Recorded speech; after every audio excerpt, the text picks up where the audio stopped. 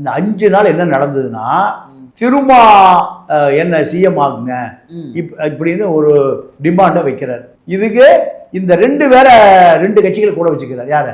CPI CPM. அவங்க 2 பேரும் நினைக்கிறாங்க சரி அவர் தலித் ஆகட்டும். இந்த 3 பேரை ஒன்னாக்குறது யாருன்னா ராகுல் காந்தி, மல்லிகார்ஜுன கார்கே. திருமாவை முதலமைச்சராக யாரும் ஏற்றுக்கொள்ளவே மாட்டாங்க. ஏன் திமுக அதிமுக 2 பேருமே ஏற்றுக்கவே மாட்டான். அப்ப அந்த பத்திரிகையாளர் எழுதுனது முயற்சி பண்றது தானே. நீங்க கூட முதலமைச்சர், ஒரு எம்எல்ஏ இருந்தா நீங்க கூட முதலமைச்சர். இப்போ அந்த ஒரு டாக்கே போலன்றீங்களா?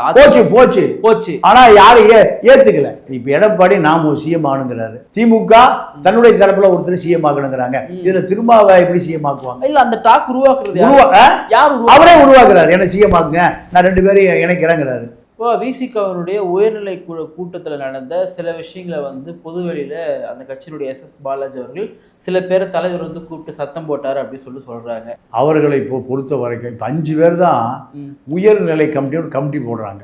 ஐவர் குழு. அது யாரும்? ரவிக்குமார், ஆளூர் ஷானவாஸ், எஸ் பாலாஜி, சிந்தனை செல்வம், வன்னியரசு. 5 பேரும் என்ன சொல்றாங்க? நமக்கு ஒரு மந்திரி கேளுங்க. மந்திரி கேட்டா வன்னி மந்திரி ஆயிடுவார். அப்ப இந்த தேர்தலுக்கு சந்தோஷம்ப்பா, ஒரு தலித் முதலமைச்சரா கம்யூனிஸ்ட் அப்படி தானே சொல்லுவாங்க.